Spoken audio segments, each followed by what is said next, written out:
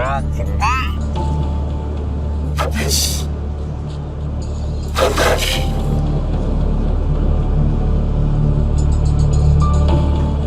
göremedim.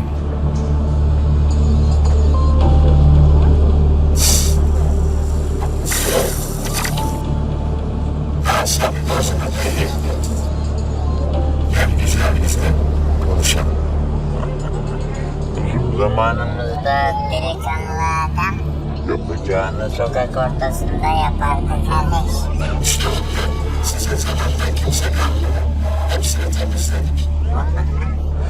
Ben kaldım kardeş. Ben kaldım.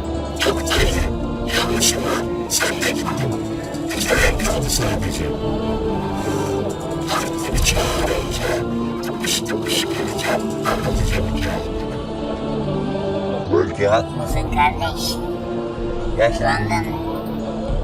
Uzadı. Zayıfladın. Ben senin burada olduğunu bile unuturum. Bakarsın.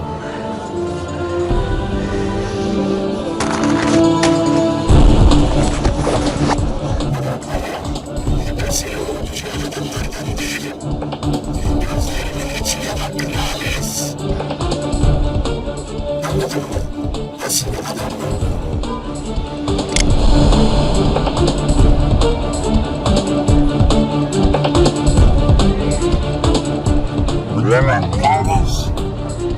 Meyveyi soymadan içinden ne çıkacak bilemem.